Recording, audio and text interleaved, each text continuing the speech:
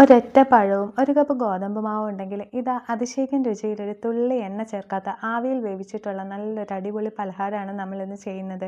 നല്ല സോഫ്റ്റാണ്, നല്ല ടേസ്റ്റിയാണ് കേട്ടോ. രാവിലേക്ക് നല്ല ഹെൽത്തി ബ്രേക്ക്ഫാസ്റ്റ് ആയിട്ടോ ഈവനിങ്ങിൽ ഒരു അടിപൊളി സ്നാക്കായിട്ടോ എടുക്കാം. ഗസ്റ്റൊക്കെ വരുമ്പോൾ സിമ്പിളായിട്ട് വളരെ സ്മൂത്തായിട്ട് ഉണ്ടാക്കാൻ പറ്റിയ നല്ലൊരു അടിപൊളി ഐറ്റമാണ് കേട്ടോ. നല്ല മഴയൊക്കെ അല്ലേ ഇപ്പോൾ പെയ്യുന്നത്. ആ സമയത്ത് ഇതുപോലൊരു ഒറ്റ പീസും നല്ല കട്ടൻ ചായയും കിട്ടിയാൽ പിന്നെ വേറെ ഒന്നും വേണ്ട കേട്ടോ. നല്ല രുചിയായിട്ട് അങ്ങനെ കഴിച്ചുകൊണ്ടിരിക്കും. അതിന് വേണ്ടിയിട്ട് ഞാൻ ഒരു പഴുത്ത പഴമാണ് എടുത്തേക്കുന്നത്, ഏത്തക്കയാണ്. അപ്പോൾ അത് നല്ല പഴുത്ത പഴം ആകുമ്പോഴത്തേക്കും നമുക്ക് നല്ലൊരു മധുരം കിട്ടും കേട്ടോ അപ്പത്തിന്. അപ്പോൾ അതുകൊണ്ട് ഒരു കുഞ്ഞു പഴം എടുത്തിട്ട് അത് കുഞ്ഞു പീസായിട്ട് ചെറിയ ചെറിയ പീസായിട്ടൊന്ന് കട്ട് ചെയ്തൊന്ന് മാറ്റി വെക്കുന്നുണ്ട്. ഇനി അതിൽ ഒരു ബൗൾ എടുത്തിട്ട് അതിലേക്ക് ഒരു കപ്പ് ഗോതമ്പ് പൊടിയാണ് ഞാൻ ആഡ് ചെയ്ത് കൊടുക്കുന്നത്. എന്നിട്ട് കുറേശ്ശെ വെള്ളം ഒഴിച്ച് കൊടുത്തിട്ട് നമ്മൾ ഈ ദോശമാവിന് ഉണ്ടാക്കുന്ന ഒരു ബാറ്റർ ഉണ്ടല്ലോ, അധികം വെള്ളം കൂടി പോകാതെ ഒരു പരുവത്തിന് കുഴഞ്ഞ് അതേപോലെ നമ്മൾ ബാറ്റർ കട്ടയില്ലാതെ ഉടച്ച് ആ ഒരു പരുവത്തിൽ വെള്ളം ഒഴിച്ചൊഴിച്ച് അങ്ങനെ ആക്കിയെടുക്കണം. ഒരു തരി കട്ട പാടില്ല. അങ്ങനെ ഉണ്ടെങ്കിൽ വേവുന്ന സമയത്ത് വേവിൻ്റെ ഒരു പരുവം മാറിപ്പോവും. അതുകൊണ്ട് ഒട്ടും കട്ടകളില്ലാതെ നല്ല രീതിയിൽ നന്നായിട്ട് ആ ബാറ്റർ ഒന്ന് നന്നായിട്ട് മാറ്റി വെക്കുക. എന്നിട്ട് അതിലേക്ക് കുറച്ച് ഉപ്പും കൂടെ ഒന്ന് ബാലൻസ് ചെയ്യാൻ ഇട്ട് കൊടുക്കുന്നുണ്ട്. ഉപ്പും കൂടി ഇട്ട് നന്നായിട്ട് മിക്സ് ചെയ്തിട്ട് ഇനി ഫ്രൈ പാനിലേക്ക് നമ്മൾ കുറച്ച് നെയ്യ് ഒഴിച്ച് കൊടുക്കുന്നുണ്ട്. പിന്നെ നിങ്ങൾക്ക് ഇഷ്ടമുള്ള ഏതെങ്കിലും ഒരു നട്ട്സ് പൊടിച്ചിട്ട് ചേർക്കാം. ഞാനിപ്പോൾ ചേർത്തേക്കുന്നത് ബദാമാണ്. കാഷ്യൂനട്ടോ പിസ്തയോ എന്ത് വേണമെങ്കിലും ചേർക്കാം. എന്നിട്ട് ആ നെയ്ക്കകത്തോട്ട് നമ്മൾ നേരത്തെ അരിഞ്ഞു വെച്ചിട്ടുള്ള പഴം ഉണ്ടല്ലോ അതൊന്ന് ഇട്ട് കൊടുക്കുക. എന്നിട്ട് അത് ആ നെയ്ക്കകത്ത് കിടന്ന് നന്നായിട്ട് കുറച്ച് നേരം ഒന്ന് വഴറ്റിയെടുക്കുക.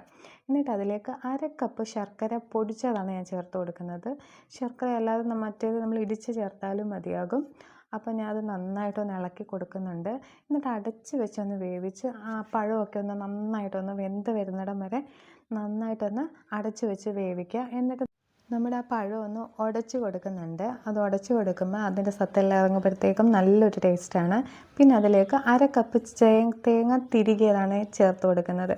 അതും കൂടെ ചേർത്ത് വെക്കുമ്പോൾ ഒരു പ്രത്യേക സ്വാദാണ് കേട്ടോ. അപ്പോൾ നമ്മൾ ഇതൊന്ന് റെഡിയാക്കിയിട്ട് നേരത്തെ മാറ്റി വെച്ചിട്ടുള്ള ഗോതമ്പിൻ്റെ മിക്സറിലോട്ട് നമ്മളിതെല്ലാം കൂടെ ഒന്ന് ഇട്ട് കൊടുത്ത് നന്നായിട്ട് മിക്സ് ചെയ്തിട്ട് വേവിച്ചെടുക്കുകയാണ്. ഇത്രയേ ഉള്ളൂ സംഭവം. നല്ല ടേസ്റ്റാണ്. നമ്മൾ വെന്ത് വരുമ്പം നല്ല സോഫ്റ്റായിട്ട് കിട്ടും. വേറെ നമ്മൾ മധുരമൊന്നും ആഡ് ചെയ്യുന്നില്ല. ഇത് ഇങ്ങനെ മിക്സ് ചെയ്ത് കലക്കി നമ്മൾ വെക്കുകയാണ്. ഈ പഴം ഉണ്ടെങ്കിൽ ഒരുപാട് ഉടഞ്ഞില്ലെങ്കിലും വിഷയമില്ല. നമ്മളത് അപ്പം ഉണ്ടാക്കുമ്പോൾ അതിൻ്റെ ഇടയിൽ കടിക്കാൻ കിട്ടുമ്പോൾ നല്ല ടേസ്റ്റാണ് കേട്ടോ. അപ്പം നമ്മൾ ഈ ശർക്കരയും ഈ പഴത്തിൻ്റെ എല്ലാം കൂടെ നമ്മളൊരു മിക്സിനകത്തോട്ട് ഇട്ട് കൊടുത്ത് നന്നായിട്ടൊന്ന് ഇളക്കി കൊടുക്കുക. എന്നിട്ടൊരു ചോറ്റുപാത്രം എടുത്തിട്ട് അതിൽ ചുറ്റും കുറച്ച് നെയ്യ് തേച്ചിട്ടുണ്ടായിരുന്നു. അത് നമുക്ക് അപ്പം ഒന്ന് വെന്ത് വരുമ്പോഴത്തേക്ക് ഇളകി വരാൻ വേണ്ടിയിട്ട് എന്നിട്ട് അതിലോട്ട് ഒഴിച്ചു കൊടുത്തിട്ടുണ്ട്. ഇനി നമ്മൾ അപ്പച്ചെമ്പിൽ ഒരു 10 മിനിറ്റോളം ഞാൻ വെള്ളം ഇങ്ങനെ ചൂടാക്കാൻ പ്രീ ഹീറ്റ് ചെയ്യാൻ വെച്ചിട്ടുണ്ടായിരുന്നു. എന്നിട്ട് അതിലേക്ക് വെച്ച് കൊടുത്തതിന് ശേഷം കുറച്ച് മുന്തിരി ഇങ്ങനെ മുകളിലായിട്ട് ഇട്ട് കൊടുക്കുന്നുണ്ട്. അതിങ്ങനെ കഴിക്കുമ്പോൾ ഈ മുന്തിരിയും കൂടെ കിട്ടുമ്പോൾ നല്ലൊരു ടേസ്റ്റാണ് കേട്ടോ.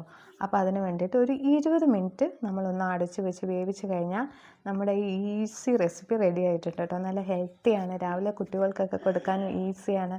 അപ്പോൾ എല്ലാവരും ഈ റെസിപ്പി ഒന്ന് ട്രൈ ചെയ്ത് നോക്കണേ. ഞാനത് ആവിയെല്ലാം പോയി നല്ല ചൂടെല്ലാം മാറിയതിന് ശേഷം സൈഡെല്ലാം ഒന്ന് ഇളക്കി കൊടുക്കുന്നുണ്ട്. സൈഡ് ഇളക്കിയിട്ട് ഒരു കത്തി വെച്ചിട്ട് സൈഡ് ഇങ്ങനെ ചുറ്റും ഒന്ന് വട്ടത്തിൽ ഇങ്ങനെ വരഞ്ഞു കൊടുക്കുന്നുണ്ട്. അപ്പം നമുക്ക് ഇങ്ങനെ തിരിച്ചിടുമ്പോഴത്തേക്കും ഇളകി വരാൻ എളുപ്പമായിരിക്കും. അപ്പം നമ്മുടെ സോഫ്റ്റ് ആയിട്ടുള്ള ഒരു അപ്പം റെഡി ആയിട്ടുണ്ട്. അത് ഗോതമ്പ് പൊടിയും ഒരു പഴവും കൊണ്ട് മാത്രമാണ് നമ്മളിത് ഉണ്ടാക്കിയേക്കുന്നത്.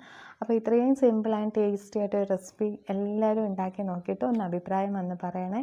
അപ്പോൾ ഫ്രണ്ടിൽ ആ മുന്തിരി കിടക്കുമ്പോഴത്തേക്കും നമുക്ക് കഴിക്കാൻ നല്ല ഇത് നമ്മളിങ്ങനെ പീസായിട്ട് കട്ട് ചെയ്തെടുക്കുമ്പോഴത്തേക്കും അത് സൈഡിൽ കൂടെ